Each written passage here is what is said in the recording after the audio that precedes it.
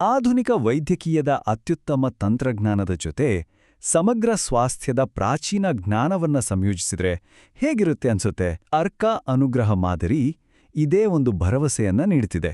ಸರಿ, ಹಾಗಾದ್ರೆ ಅವರು ಇದನ್ನ ಹೇಗ್ ಸಾಧ್ಯ ಮಾಡ್ತಿದ್ದಾರೆ? ಬನ್ನಿ ನೋಡೋಣ. ನೋಡಿ, ಇದು ಸುಮ್ಮನೆ ಕೇಳೋ ಪ್ರಶ್ನೆ ಅಲ್ಲ.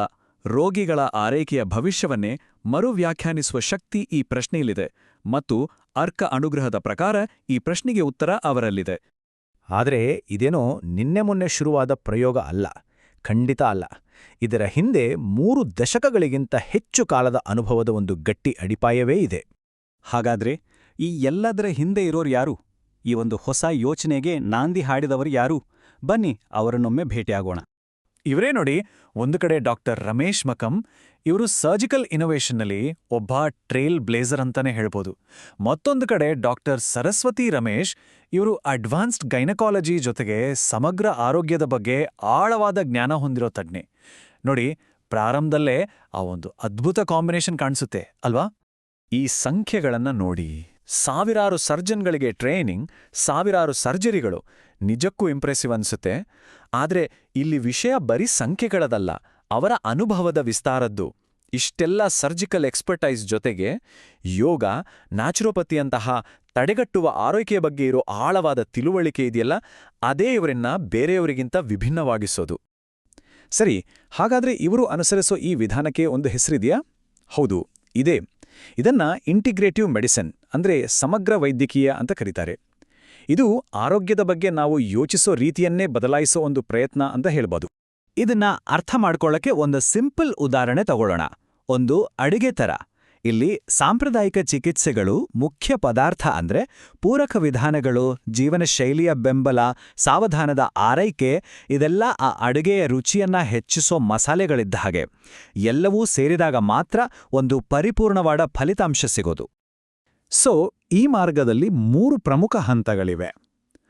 ಮೊದಲನೇದು ಸಾಂಪ್ರದಾಯಿಕ ಚಿಕಿತ್ಸೆ, ಎರಡನೇದು ಅದಕ್ಕೆ ಪೂರಕವಾದ ವಿಧಾನಗಳು, ಮತ್ತು ಮೂರನೇದು ಜೀವನ ಶೈಲಿ ಮತ್ತು ಸಾವಧಾನದ ಆರೈಕೆ. ನೋಡಿ, ಇದು ಕೇವಲ ರೋಗದ ಲಕ್ಷಣಗಳನ್ನ ಕಡಿಮೆ ಮಾಡೋದಲ್ಲ, ಬದಲಾಗಿ ಸಂಪೂರ್ಣ ಸ್ವಾಸ್ಥ್ಯದ ಕಡೆಗೆ ಒಂದು ದಾರಿ ಮಾಡಿಕೊಡೋದು. ಓಕೆ, ಥಿಯರಿ ಎಲ್ಲ ಚೆನ್ನಾಗಿದೆ, ಆದ್ರೆ ಪ್ರಾಕ್ಟಿಕಲ್ ಆಗಿ ಇದು ಹೇಗೆ ವರ್ಕ್ ಆಗುತ್ತೆ? ನಿಜ ಜೀವನದಲ್ಲಿ ಇದರ ಅಪ್ಲಿಕೇಶನ್ ಹೇಗಿರುತ್ತೆ? ಬನ್ನಿ ಕೆಲವು ಉದಾಹರಣೆಗಳನ್ನ ನೋಡೋಣ. ಈ ವಿಧಾನ ಹೆಚ್ಚಾಗಿ ಎಲ್ಲಿ ಪರಿಣಾಮಕಾರಿ ಅಂದ್ರೆ ಮಧುಮೇಹ, ಥೈರಾಯ್ಡ್, ಹೈಪರ್ಟೆನ್ಷನ್ ಈ ಥರದ ದೀರ್ಘಕಾಲದ ಕಾಯಿಲೆಗಳಲ್ಲಿ. ಯಾಕಂದ್ರೆ ಇಲ್ಲಿ ಜೀವನ ಶೈಲಿ ಬಹಳ ಮುಖ್ಯವಾಗುತ್ತೆ. ಉದಾಹರಣೆಗೆ ಒಬ್ಬ ಡಯಾಮೆಟಿಕ್ ಪೇಷಂಟ್ ಅನ್ನು ತಗೊಳ್ಳಿ. ಮಾಮೂಲಿ ಚಿಕಿತ್ಸೆ ಇನ್ಸುಲಿನ್ ಬಗ್ಗೆ ಹೆಚ್ಚು ಗಮನ ಕೊಡಬಹುದು, ಆದರೆ ಈ ಸಮಗ್ರ ವಿಧಾನದಲ್ಲಿ ಆಹಾರ, ವ್ಯಾಯಾಮ ಮತ್ತು ಒತ್ತಡ ನಿರ್ವಹಣೆಗೂ ಅಷ್ಟೇ ಪ್ರಾಮುಖ್ಯತೆ ಸಿಗುತ್ತೆ. ಅಂದ್ರೆ ಇಲ್ಲಿ ಬರೀ ಇದನ್ನ ತಿನ್ನಿ ಅದನ್ನ ತಿನ್ಬೇಡಿ ಅಂತ ಹೇಳೋದಷ್ಟೇ ಅಲ್ಲ, ಬದಲಿಗೆ ಗ್ಲೂಕೋಸ್ ಬ್ಯಾಲೆನ್ಸ್ ಮಾಡೋಕೆ ಡಯಟ್ ಪ್ಲಾನ್ ಕೊಡೋದು, ಥೈರಾಯ್ಡ್ ಮೇಲೆ ಯಾವ ಆಹಾರ ಪರಿಣಾಮ ಬೀರುತ್ತೆ ಅಂತ ತಿಳಿಸೋದು, ಶುಗರ್ ಫ್ರೀ ಅಂದ್ರೆ ನಿಜವಾಗ್ಲೂ ಏನರ್ಥ ಅಂತ ಹೇಳ್ಕೊಡೋದು, ಹೀಗೆ.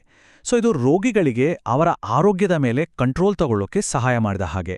ಇದು ಬರೀ ಸೂಚನೆ ಅಲ್ಲ, ಇದೊಂದು ರೀತಿ ಎಜುಕೇಷನ್. ಒಂದು ಸಿಂಫನಿ ಎಂದ್ರೆ ಹೇಗೆ ಬೇರೆ ಬೇರೆ ವಾದ್ಯಗಳು ಒಟ್ಟಿಗೆ ಸೇರಿ ಒಂದು ಅದ್ಭುತ ಸಂಗೀತವನ್ನು ಸೃಷ್ಟಿಸ್ತವೋ, ಹಾಗೆ ಈ ಇಂಟಿಗ್ರೇಟಿವ್ ಮೆಡಿಸಿನ್ ಕೂಡ. ಇಲ್ಲಿ ಹಲವಾರು ತಜ್ಞರು ಒಟ್ಟಾಗಿ ಕೆಲಸ ಮಾಡಬೇಕಾಗತ್ತೆ. ಬನ್ನಿ ಆ ಒಂದು ಆರ್ಕೆಸ್ಟ್ರಾ ಅಂದ್ರೆ ಆ ತಂಡದಲ್ಲಿ ಯಾರ್ಯಾರಿದ್ದಾರೆ ಅಂತ ನೋಡೋಣ. ನೋಡಿ, ಈ ಚಾರ್ಟ್ನಲ್ಲಿ ಬೇರೆ ಬೇರೆ ವಿಭಾಗಗಳಿವೆ. ಸರ್ಜಿಕಲ್ ಸ್ಪೆಷಾಲಿಟಿಗಳು, ಮೆಡಿಕಲ್ ಸ್ಪೆಷಾಲಿಟಿಗಳು, ಡಯಾಗ್ನಾಸ್ಟಿಕ್ಸ್. ಇದೆಲ್ಲದರ ಜೊತೆಗೆ ಸ್ವಾಸ್ಥ್ಯ ಮತ್ತು ಥೆರಪಿ ಅನ್ನೋ ಒಂದು ಪ್ರಮುಖ ಭಾಗನೂ ಇದೆ. ಅಂದ್ರೆ ಇದು ಬರೀ ಸರ್ಜರಿ ಅಥವಾ ಮೆಡಿಸಿನ್ ಬಗ್ಗೆ ಮಾತ್ರ ಅಲ್ಲ, ವೆಲ್ನೆಸ್ ಕೂಡ ಅಷ್ಟೇ ಇಂಪಾರ್ಟೆಂಟ್ ಅಂತ ಅರ್ಥ. ಇವರ ತಂಡದಲ್ಲಿರೋ ಕೆಲವು ಪಾತ್ರಗಳನ್ನು ನೋಡಿ.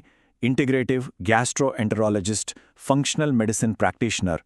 ಇವೆಲ್ಲ ಕೇಳೋಕ್ ಹೊಸದಾಗಿರ್ಬೋದು. ಇವು ಕೇವಲ ಫ್ಯಾನ್ಸಿ ಹೆಸರುಗಳಲ್ಲ, ಬದಲಿಗೆ ರೋಗದ ಮೂಲಕ್ಕೆ ಹೋಗಿ ಚಿಕಿತ್ಸೆ ನೀಡೋ ಒಂದು ಬದ್ಧತೆಯನ್ನ ಇವು ತೋರಿಸ್ತವೆ.